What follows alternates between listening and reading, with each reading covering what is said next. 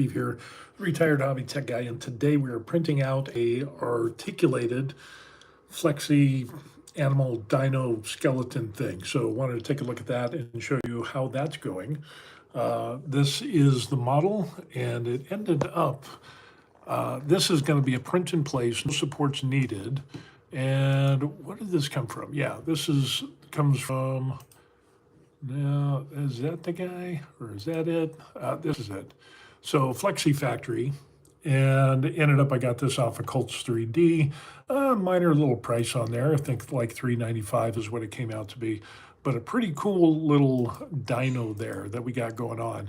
So yeah, that's what we printed out. We're printed one out, and we're gonna go take a look at that. So yeah, ended up being about 4 hours and 20 some odd minutes. I used Hyper PLA from Creality, and it worked out kind of good. And here he is. And yeah, the cool thing about this is I mean, he prints out, you got to put the head together and snap the head on this guy here, but the rest of it's articulated, and that's kind of cool. And then he can stand up. So, I mean, how cool is that? And you have an option of printing with the eyes or not, which is kind of cool. And then you also have a bone with that. So yeah, this printed at 100% speed, 0.12 layers, 15% gyroid infill, no supports, and it turned out pretty good. So now we're doing another one in gray, in the gray PLA, but the difference in this is now this is going to be 4 hours and 17 minutes, because what we ended up doing is jacking this thing up to 125%. So if you go to speed, you have stable, silent, standard, which is 100%, then ultra fast, which is 125%. So I just found this out, so that's kind of cool. If you didn't know about that, then yeah, something to look into. So yeah, that's what we end up having, and we go back to the main. So we're looking at 4 hours and 16 minutes, which it's been going for 11 minutes now. So basically it's going to cut an hour off of the time. It was like 5:26, but we're going to see how well this works by going so fast. So yeah, this is going to be kind of a test thing to see how well it does.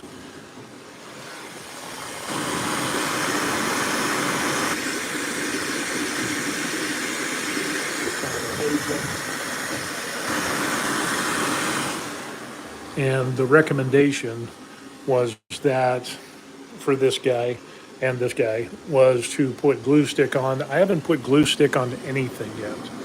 So yeah, and I'm getting a little bit better, because now I have an actual real table instead of a folding table. So even though it moves a little bit, it's not moving like it was when it was on the folding table. So I had another folding table, and this thing would just rock back and forth, and it was just horrible. But I still got good prints out of it. So when I moved this onto this more steady table, I ended up doing a full recalibration, and so far, that is like my test print. So we're running this one at 125%, and we'll see how this turns out. So far, the CFS, the Creality filament system, I haven't had any problems with that so far. Keep the fingers crossed. The K2 Plus has been really good in the fact that I think I had it for less than a week, and then I had the clogged nozzle, and which was really weird because it was like brand spanking new. So let me see if I can get that. That's the new one. That's a new one. That's the new one. Of course, it's always the last one. But this was the one that was clogged, and no matter what I did, heating the tip up, it just would not remove the clog.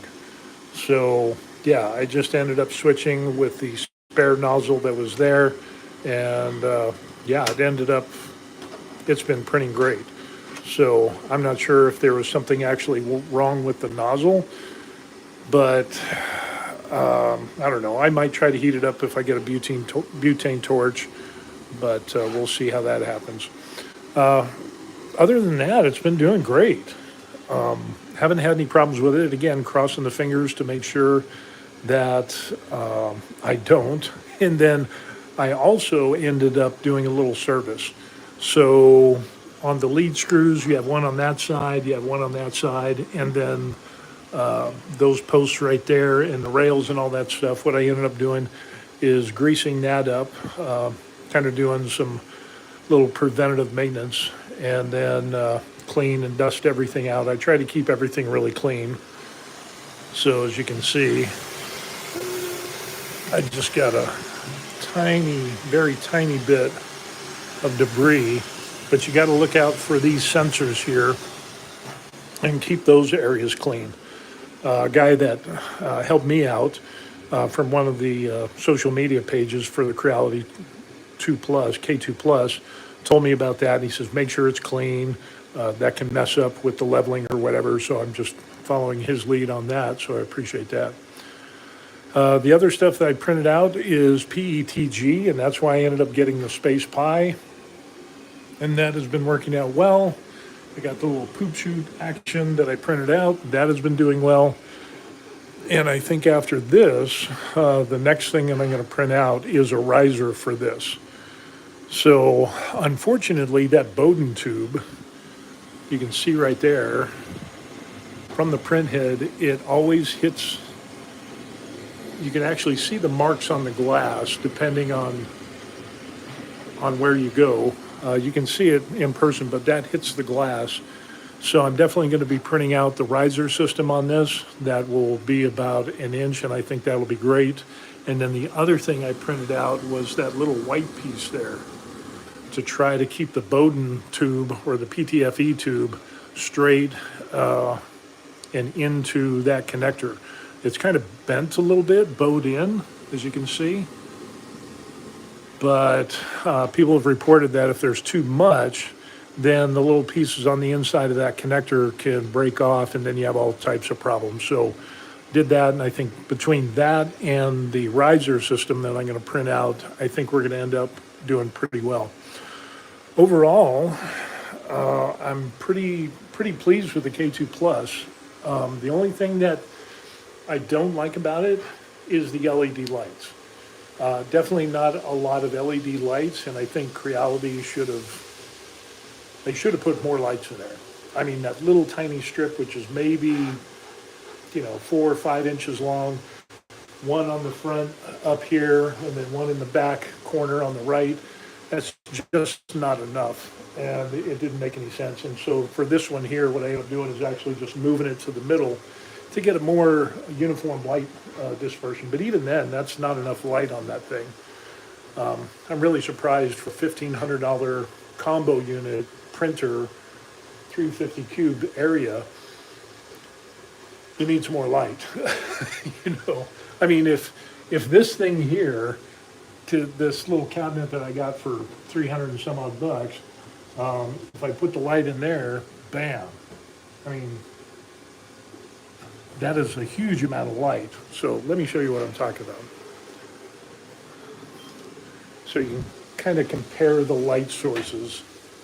So, yeah, a big amount of light. And then when you look at that, and that's better because I moved this light from the side to the middle. I didn't add any other extra lights. But yeah, Creality needs to not be so stingy with the LED lights. I mean, I would pay extra money. I'd pay an extra $5-10 for some really good light strips on both sides and the front. I mean, come on, Creality. And here's Creality's chance. Creality could offer an upgrade kit, lighting upgrade kit, and I know a bunch of people would buy it. So, yeah, that's what we got going on. So anyway, yeah, pretty pleased with the K2 Plus. Like I said, I've been printing out stuff, having a good time, learning about 3D printing. Dialing in the filament, that's kind of an important thing, so there's that. And then, yeah, just kind of bringing out the cool little flexi dude here. Just coolness. So, yeah, looking forward to doing some more stuff and printing out and having some fun as I'm retired, but the K2 Plus has been doing well. With that being said, I know there's a lot of people that, well, let me just go in the office. I know there's a lot of people that have problems with the K2 Plus, and a lot of that is due to, honestly, I think, let me see if I can set you up here. That's not gonna work. Something more stable-ish. Maybe I'll just put you here. But I honestly think that the majority of the problems that come with the K2 Plus that we've seen online, I'd say probably 97%, maybe 96%, 95% ends up, the majority of problems comes from the rough handling of shippers. And I know there's going to be some people that might disagree because, there's people in the US and it's like, no, it's just terrible products. And then the K1C, they had problems with that. A lot of companies have problems with their machines. We kind of end up being the beta testers a little bit on every machine until they get the firmware sorted out and some hardware stuff. But with the K2 Plus, I'm pretty much convinced that the majority of the problems stem from rough handling. And the reason I say this is because I don't live in the United States. So, yeah, I live in Korea. And delivery people in Korea take way more pride in their work, and they can get fired from their job from doing substandard job in their delivery duties. So, I've been here for over 2 years in Korea. We retired here and had a ton of stuff shipped here. And I can honestly tell you that the level of service for package handling is it's night and day between the United States and here. It is so much better here. And in the United States, I've seen and had boxes that have had shoe prints on them where people have kicked the box, where people have obviously pushed boxes on top of them, dropped them, thrown them, whatever it is. I've had sensitive equipment and delicate equipment, even though they were packaged with real good packaging, still ended up being broken. Here in Korea, what was really interesting when I was contemplating buying the K2 Plus, I saw all the problems in the United States, England, Australia, most of the industrialized countries. Then when I noticed the reviews of the K2 Plus in Japan and Korea, I found like one where there was an actual problem when it had some type of problem where a cable was crushed inside the machine itself, or it was default, something like that. Something wasn't right with this one cable. It's hard to tell with the language. But there was like only one, and everybody else was satisfied. And then when I got my K2, that's what kind of gave me the hint to get and order the K2 Plus, because Japan had real good reviews, Korea had real good reviews, next to zero, very minimal bad reviews for the K2 Plus. So I went ahead and pulled the trigger on that, and I can see why. Because the box, you're talking about almost 100 pounds, and that's an unwieldy box. I have problems with it, and I go to the gym a lot. But the condition of the box when the K2 got here was pristine. You could see where, on the bottom, it had sat on the ground or on concrete, and so it was a little dirty, but the rest of it was pristine.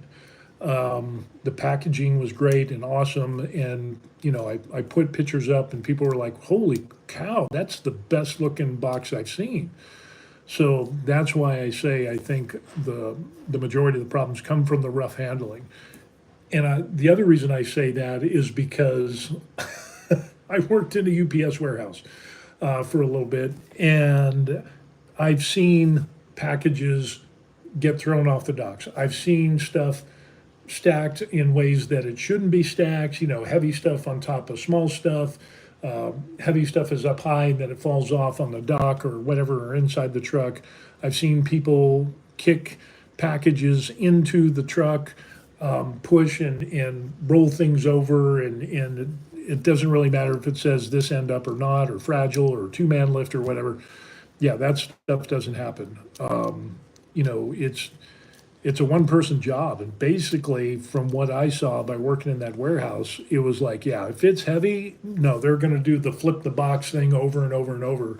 So now we can understand why some of these K2 pluses, even though the packaging was awesome, why the feet got broken off, while there was damage to doors and the overhead glass.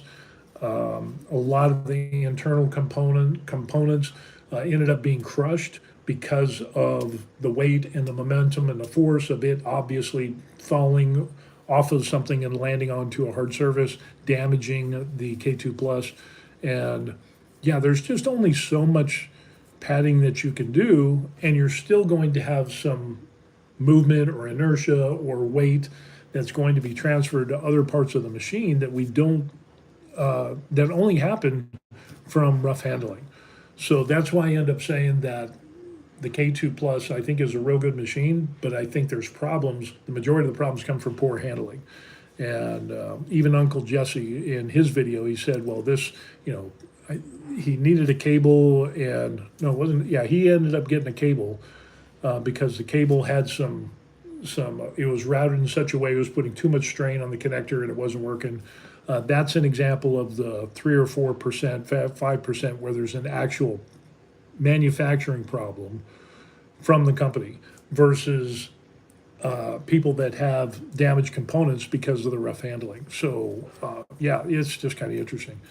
Other things I think about, the only other thing that I have problems with is I used to have an external spool option on the K2 Plus, and of course I did my filament. I tried adding that, but it doesn't really matter.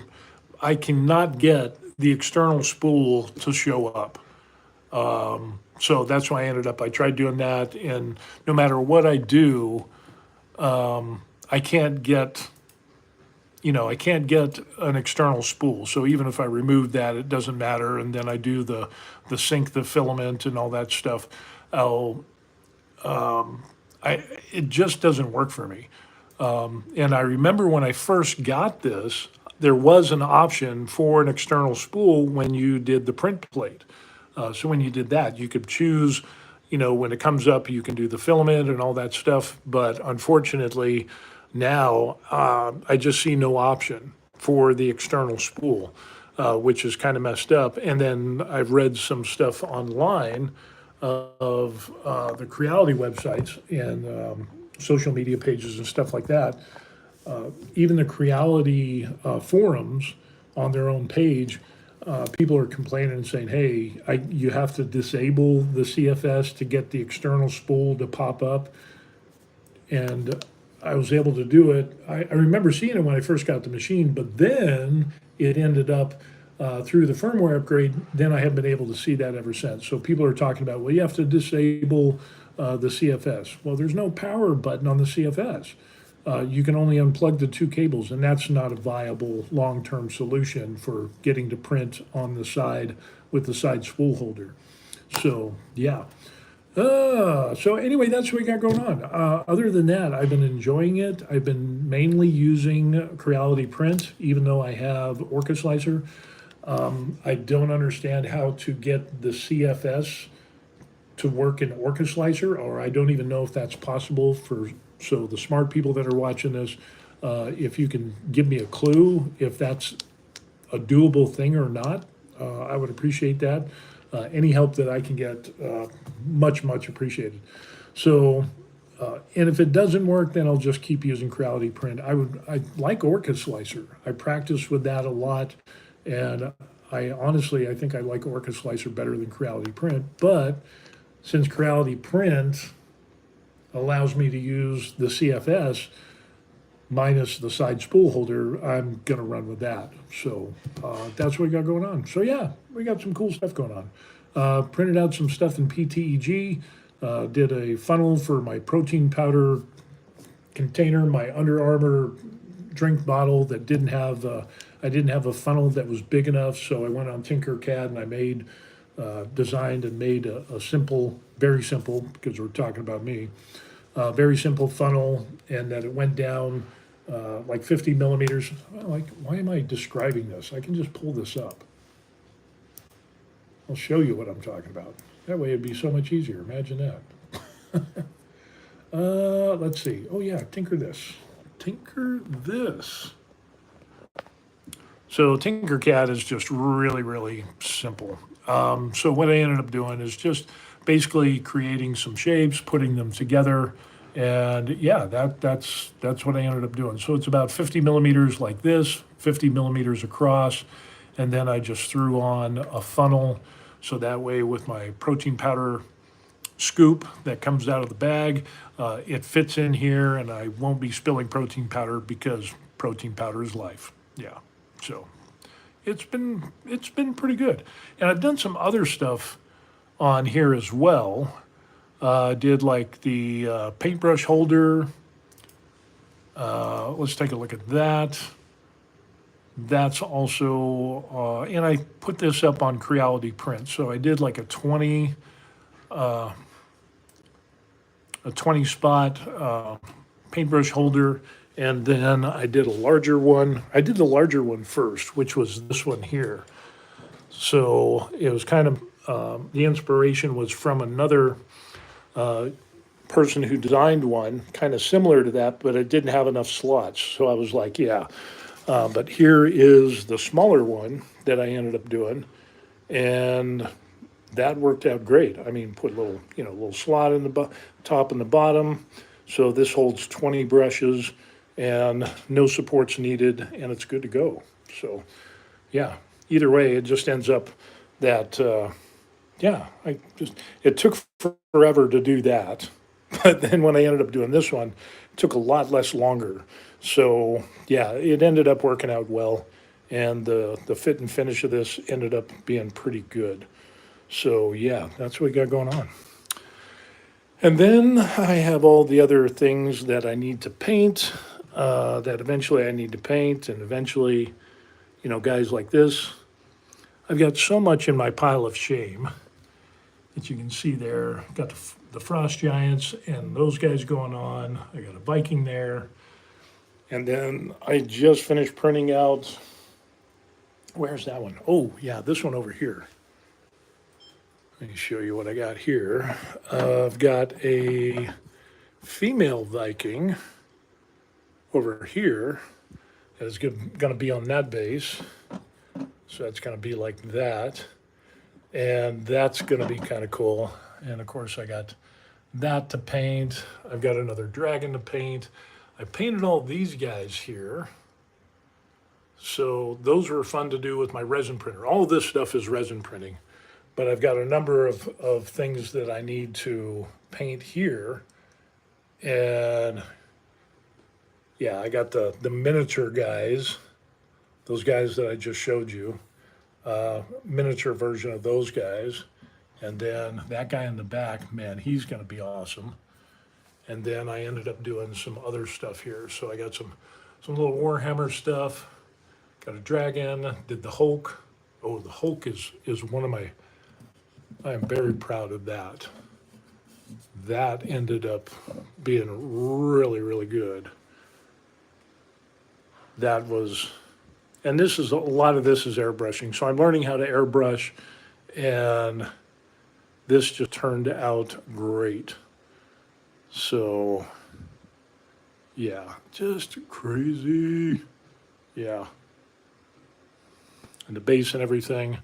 So, yeah, learned how to do that, and then I printed up the big, that's a FDM print right there of a Raven that was free off of Colts 3D. So that printed out, that was like a 17-hour, 16-hour print or something. So that stays up there to overlook and see how that goes. and a lot of other resin prints that I've done, kind of Warhammer stuff.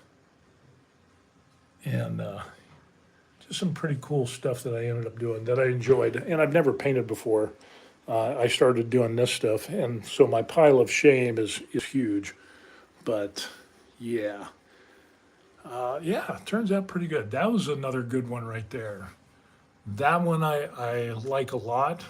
And then, of course, the Mandalorian was my first big one that I ended up doing with painting. All of these are brush painted, and that one was the first one that was really the big one after some of these smaller ones. I think I did all these first, and then I did the dragon. Then I did that guy there, which ended up pretty good. And I did the Mandalorian, and then I did some other little guys, and then I did that big guy there, and even got some of the barrel blast colors on there. That turned out really good. So yeah, I mean, some awesome stuff. So definitely got a lot to paint. That's for sure. But other than that, yeah, really enjoying the 3D printing thing. And thankfully, the K2 Plus has been doing pretty good. So with that being said, that's what we got going on. Doing some fun stuff, enjoying life, and just went to IKEA today. Just a little trip to IKEA here in Korea. That place was massive. So other than that, we're enjoying life, being retired, going to the gym, printing out stuff, learn paint hobby, resin, 3D print, FDM.